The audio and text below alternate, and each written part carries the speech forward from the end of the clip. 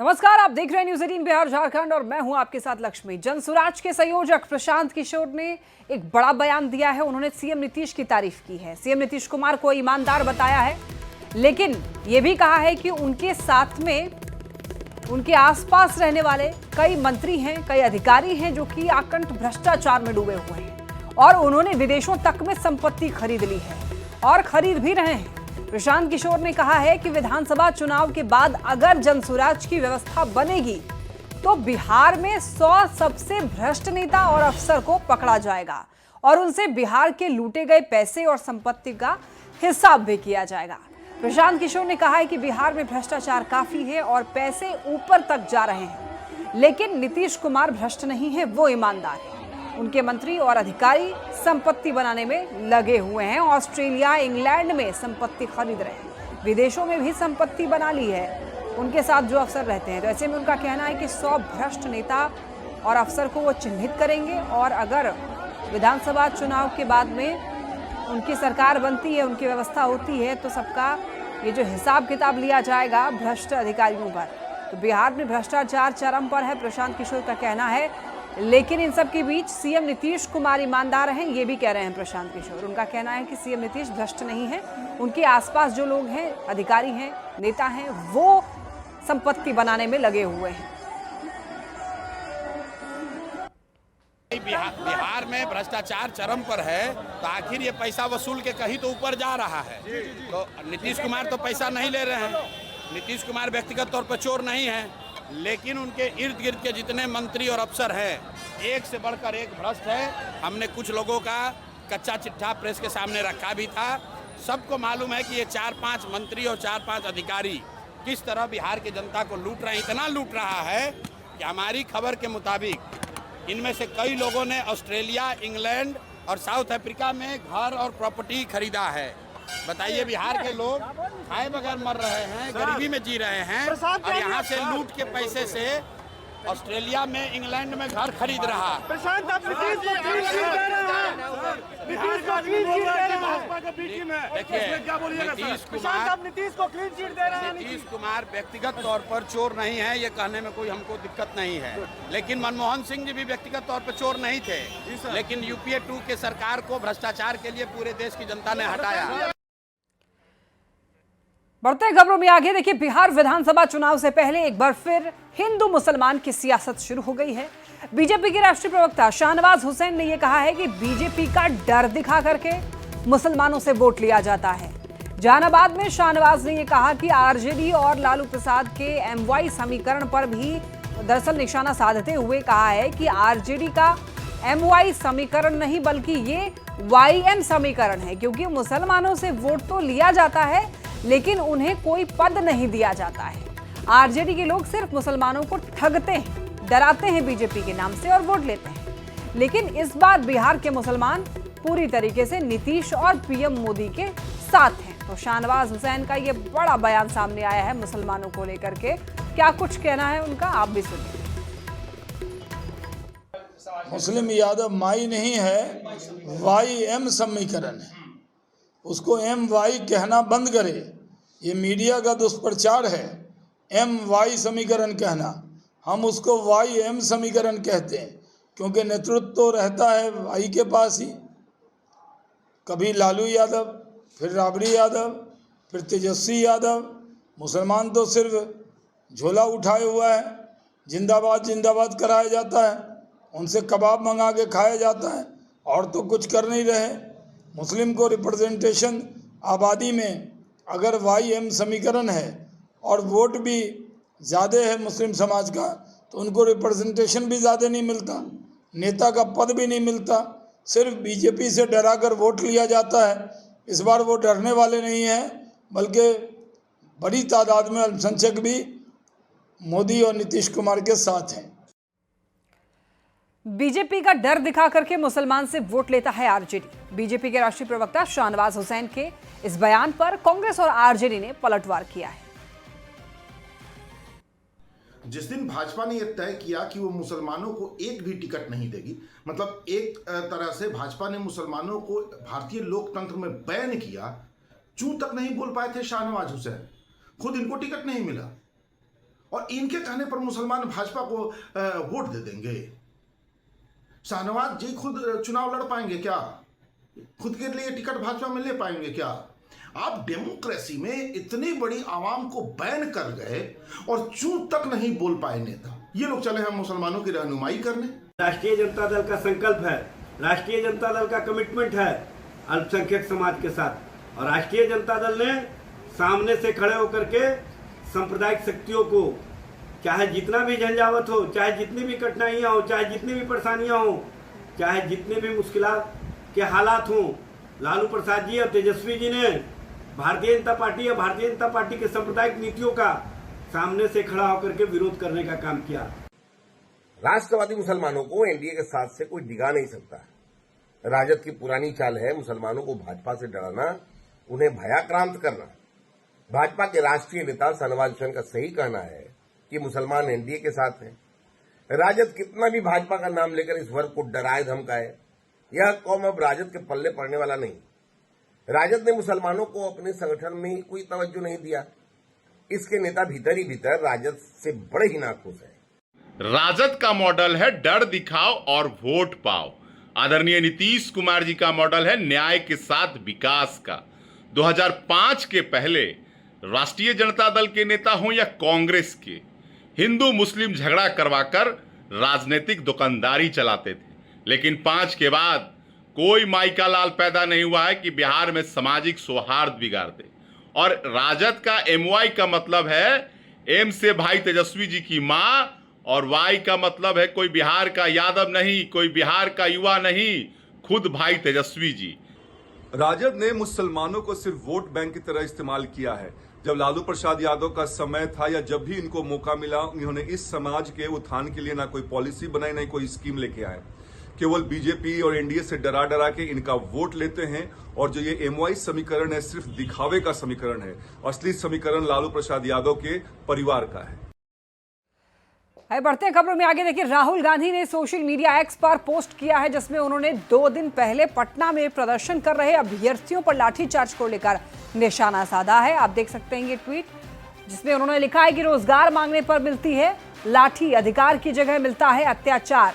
बिहार के युवा अब की बार इस गुंडा सरकार को उसकी असली जगह दिखाएंगे, और उल्टी गिनती चालू हो गई है। अब आप देख सकते हैं राहुल गांधी का ये ट्वीट है, और इसको लेकर के काफी ज्यादा सियासत भी होने लग रही है। अब देखिए, कांग्रेस सांसद राहुल गांधी का ये पोस्ट, जिसमें उन्होंने अभ्यर्थियों को सहानुभूति दिखाते हुए बिहार सरकार पर तंज कसा है, और लिखा है कि 2 दिन पहले पटना में प्रदर्शन कर रहे अभ्यर्थी पर लाठीचार्ज से ऐसा लगता है कि अधिकार की जगह अत्याचार मिलता है युवाओं को। राहुल गांधी की एनडीए सरकार को उसकी असली जगह दिखाएंगे। इस पोस्ट पर एनडीए नेताओं ने जमकर निशाना साधा है। वहीं महागठबंधन के नेताओं ने राहुल के पोस्ट का समर्थन किया है। राहुल जी, अब बिहार बदल चुका है। 2005 के पहले वाला बिहार नहीं है। जब बिहार में रोजगार का मतलब बंदूक उठाना होता था, अपराध में शामिल होना होता था, सारे रोजगार धंधे तो खत्म हो गए थे। बिहार में 2005 के पहले सिर्फ एक रोजगार था, अपराध, अपराध की दुनिया, जरायम। 2005 के बाद अब हालात ये है। देखिए, राहुल गांधी जी और तेजस्वी यादव जी, ये दोनों राजपुत्र कुंठा के शिकार हो चुके हैं, और ये चीज़ों को देखकर भी अनदेखी कर रहे हैं। सारे लोग देख रहे हैं कि बिहार में है नौकरी और रोजगार की बहार, और युवाओं के सपने हो रहे तेजी से साकार। सारे लोगों ने देखा है कि किस तरह लालू कांग्रेस के राज में था जंगल राज की मार, जबकि नीतीश कुमार के राज में है रोजगार और नौकरी की बहार। में युवा नौकरी और रोजगार की जब मांग करते हैं तो सरकार के स्तर से उन पर पुलिसिया अत्याचार होता है।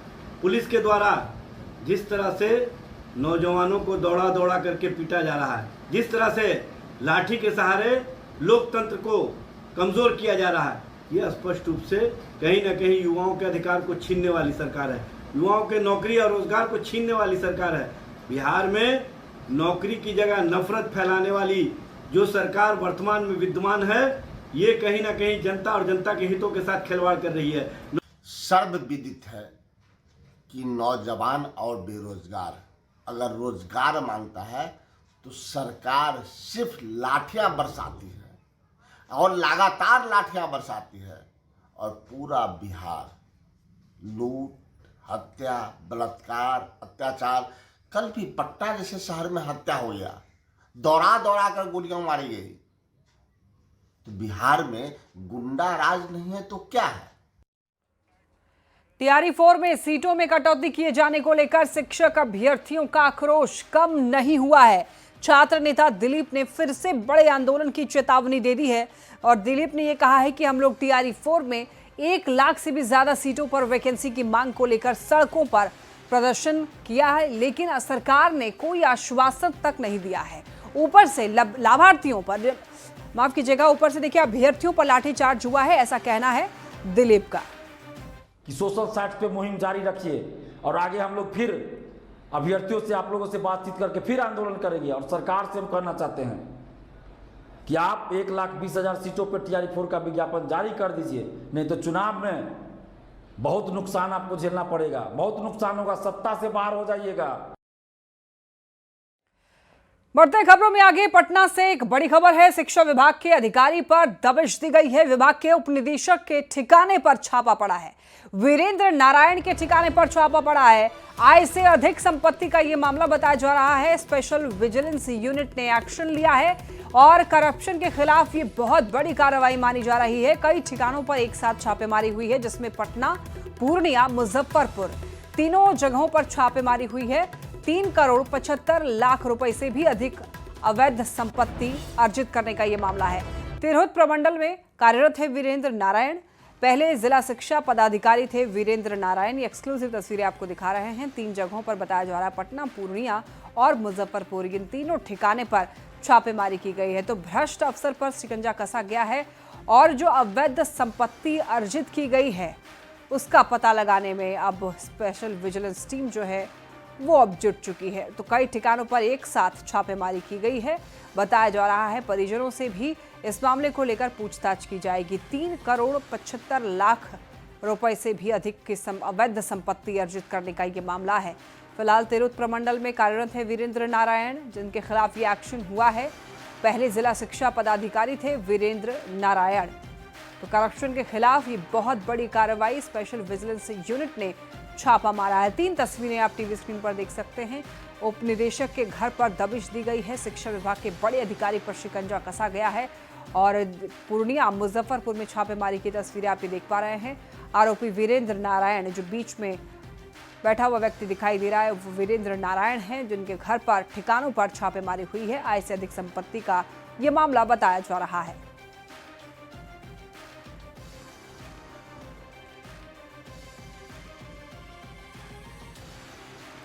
शिक्षा विभाग के अधिकारी पर दबिश दी गई है। अब आप देखिए, एक शिक्षा विभाग के अधिकारी जिनके खिलाफ ये आरोप है कि 3,75,00,000 रुपए अवैध संपत्ति अर्जित की गई। चलिए बढ़ते हैं खबरों में आगे। पीएम मोदी ने बिहार को एक बार फिर से बड़ी सौगात दी है। केंद्रीय कैबिनेट की बैठक में बिहार के 2 प्रोजेक्ट्स को मंजूरी मिल गई है और इस प्रोजेक्ट से बिहार में रेल और रोड का सफर आसान हो जाएगा। इस रिपोर्ट में आप देखिए।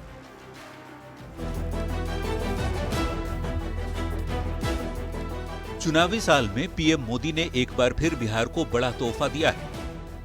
पीएम नरेंद्र मोदी की अध्यक्षता में हुई केंद्रीय कैबिनेट की बैठक में बिहार के लिए बड़ा ऐलान किया गया। मोदी कैबिनेट ने बिहार के लिए 2 बड़े प्रोजेक्ट्स को मंजूरी दी। बिहार में भागलपुर दुमका रेलवे लाइन का विस्तार होगा, साथ ही मोकामा मुंगेर हाईवे प्रोजेक्ट को भी मंजूरी मिल गई है। मोकामा से मुंगेर 4 लेनिंग, ये बेसिकली बक्सर भागलपुर कॉरिडोर का सेक्शन है। बक्सर से भागलपुर जो कॉरिडोर है, उस कॉरिडोर का सेक्शन है। इसका इन्वेस्टमेंट होगा 4,447 करोड़। दूसरा प्रोजेक्ट है आज का जो अप्रूव हुआ है, वो है भागलपुर दुमका रामपुर हाट डबलिंग रेलवे लाइन का। भागलपुर दुमका रामपुर हाट डबलिंग, ये 3,169 करोड़ रुपीस का प्रोजेक्ट है।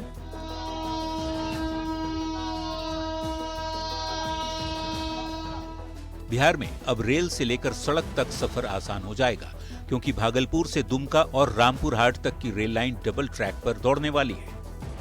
करीब 3,169 करोड़ की लागत से बनने वाला ये प्रोजेक्ट न सिर्फ यात्रियों की रफ्तार बढ़ाएगा, बल्कि मालगाड़ियों की आवाजाही भी और तेज और आसान हो जाएगी। ये रेल प्रोजेक्ट 177 किलोमीटर लंबा होगा और इसके पूरा होने से ट्रेनों की भीड़ और जाम की समस्या कम होगी। इस प्रोजेक्ट से बिहार, झारखंड और बंगाल के 5 जिलों को फायदा मिलेगा। करीब 441 गांव और 28 लाख से ज्यादा लोगों को बेहतर रेल कनेक्टिविटी का तोहफा मिलेगा। साथ ही केंद्रीय cabinet Mokama Munger highway project को भी मंजूरी दी है, यानी बिहार में Buxar Bhagalpur high speed corridor के मोकामा मुंगेर खंड के 4 लेन का निर्माण होगा। ये निर्माण HAM यानी हाइब्रिड इन्यूइटी मोड पर होगा। इस परियोजना की कुल लंबाई 82.4 किलोमीटर है और इसकी लागत 4,447 करोड़ रुपए है। केंद्र सरकार लगातार बिहार में सौगातों की बारिश कर रही है। बिहार में रेलवे और सड़कों का जाल बिछाने में पीएम नरेंद्र मोदी कोई कोर कसर बाकी नहीं रख रहे। Bureau report, news 18। Modi cabinet में भागलपुर दुमका रेलखंड के विस्तार को मंजूरी मिल गई है। बहुत जल्द इस रेलखंड पर रेलवे लाइन के दोहरीकरण का निर्माण कार्य भी शुरू किया जाएगा। 3,169 करोड़ की लागत से करीब 177 किलोमीटर रेलखंड का विस्तार किया जाएगा। रेलखंड के विस्तार से तारापीठ, वैद्यनाथ धाम जैसे कई धार्मिक स्थल और पर्यटन को बढ़ावा मिलेगा। ट्रेनों को भी इससे गति मिलेगी। तो मोदी कैबिनेट का ये बहुत बड़ा तोहफा है, जिसमें आपको बताते चलें बहुत जल्द दोहरीकरण का निर्माण कार्य जो है वो शुरू हो जाएगा। केंद्रीय कैबिनेट की बैठक में बिहार को लेकर बड़ा ऐलान किया गया है, जिसमें कि भागलपुर दुमका रेल खंड के विस्तार को मंजूरी मिली है। तकरीबन 3,169 करोड़ की लागत से 177 किलोमीटर रेल लाइन का विस्तार होना है। अब तक भागलपुर दुमका रेल खंड पर सिंगल लाइन होने के कारण ट्रेन को जो रफ्तार मिलनी चाहिए थी वो गति अब तक नहीं मिल पा रही थी, जिसके बाद से केंद्रीय कैबिनेट में इस रेलखंड के दोहरीकरण का फैसला लिया गया है। इस रेलखंड के दोहरीकरण के हो जाने से कई ऐसे धार्मिक और पर्यटन स्थल हैं जहां तक लोगों को आने जाने में काफ़ी सुविधा मिलेगी। खासकर तारापीठ और बाबा नगरी देवघर जाने में लोगों को काफ़ी आसानी हो जाएगी। साथ ही साथ रेल के इस प्रोजेक्ट के बन जाने से बिहार, झारखंड और बंगाल के 5 जिलों को यह कवर करेगा और लगभग 441 गांवों के 28 करोड़ 72 लाख की आबादी सीधे रेल सुविधा से जुड़ जाएगी। बता दें कि अब तक जो है भागलपुर दुमका रेल खंड जो है वो सिंगल लाइन है। ऐसे में खासकर कई ऐसे महत्वपूर्ण एक्सप्रेस ट्रेन है जिसके परिचालन को पर्याप्त गति नहीं मिल पा रही थी, लेकिन अब इसे सरकार ने दोहरीकरण इस रेलखंड को करने का फैसला लिया है। अब ऐसे में जो है इस रेलखंड पर ट्रेन के परिचालन की संख्या भी बढ़ेगी। साथ ही साथ पश्चिम बंगाल और झारखंड के लोगों को भागलपुर के रास्ते राजधानी पटना, दिल्ली समेत दूसरे राज्य जाने में काफ़ी सुविधा हो जाएगी। जल्द ही इस पर निर्माण कार्य शुरू किया जा सकता है। विकास कुमार सिंह, न्यूज़ 18, भागलपुर। जेडीयू के राष्ट्रीय कार्यकारी अध्यक्ष संजय झा ने एक्स पर पोस्ट करके कहा है कि एनडीए की डबल इंजन सरकार में तेजी से आगे बढ़ रहा Bihar high speed corridor network खोलेगा संभावनाओं के नए द्वार। तो ये ट्वीट देखिए, एनडीए सरकार में बिहार आगे बढ़ रहा है। संजय झा राष्ट्रीय कार्यकारी अध्यक्ष जेडीयू ये लिखते हैं कि हाई स्पीड कॉरिडोर का नेटवर्क जो है फैल रहा है, बिहार में संभावनाओं का नया द्वार खुल रहा है, बिहार में कारोबार और रोजगार बढ़ रहा है, ये भी लिख रहे हैं। साथ ही साथ इनका लिखना है कि राज्य भर से यहाँ पर 3.5 घंटे में पटना पहुँच जाएंगे। एनडीए सरकार में बिहार जो है वो आगे बढ़ रहा है और हाई स्पीड कॉरिडोर नेटवर्क जो है संभावनाओं के नए द्वार खोलेगा, कारोबार बढ़ेगा, रोजगार बढ़ेगा, तरक्की को नई रफ्तार मिलेगी। पीएम मोदी के आगमन को लेकर एक खबर है। देखिए, 15 सितंबर को पूर्णिया दौरे पर आने वाले हैं पीएम मोदी। पूर्णिया एयरपोर्ट का उद्घाटन करेंगे, साथ ही 45,000 करोड़ रुपए की योजनाओं की सौगात भी देंगे। 15 सितंबर को पीएम मोदी दौरम मधेपुरा मॉडल रेलवे स्टेशन का उद्घाटन कर सकते हैं। दौरम मधेपुरा रेलवे स्टेशन को नए रूप में यात्रियों को समर्पित किए जाने की संभावना है। अमृत भारत योजना के तहत 15 करोड़ 93 लाख की लागत से बन रहे मॉडल रेलवे स्टेशन को अंतिम रूप देने की तैयारी जोरों शोरों से चल रही है। ठीक है, ये अंडर चल रहा है काम। कितना का योजना है? ये 6 करोड़ समथिंग है। कितने से काम चल रहा है? ये 2023 से चल रहा है। उद्घाटन कब होना है? उद्घाटन एक्सपेक्टेड डेट दिया गया है 15 तारीख तक। हम लोग पूरी कोशिश करेंगे 15 तक दे दे उद्घाटन। माननीय प्रधानमंत्री श्री नरेंद्र मोदी जी 15 सितंबर को जो पूर्णिया आ रहे हैं, बहुत बड़ी सौगात जरूर मिलेगा बिहार को। और उसमें हो सकता है मधेपुरा के रेलवे स्टेशन जो तैयार खड़ी है उनके द्वारा दिए गए फंड के द्वारा, तो वो उनका भी उद्घाटन उस समय में कर सकते हैं। बहुत बढ़िया लगे छे, केंद्र के सरकार में बनेलकै, बहुत अच्छा, बहुत सुविधा छे, बहुत बढ़िया छे, पब्लिक के सुविधा मिले छे, बहुत अच्छा बैठे आर के बहुत अच्छा व्यवस्था छे, पार्किंग तार्किंग सब चीज छे। लोग खुश छे, लोग बहुत खुश छे। बिहार पुलिस के पास संसाधनों की कोई कमी नहीं, ये दावा आए दिन मुख्यमंत्री नीतीश कुमार से लेकर के डीजीपी तक करते हैं। लेकिन आप ये जानकर हैरान रह जाएंगे कि बिहार पुलिस के पास सरकार की तरफ से निर्धारित डॉग स्क्वाड और फॉरेंसिक मोबाइल वैन की भी भारी कमी है।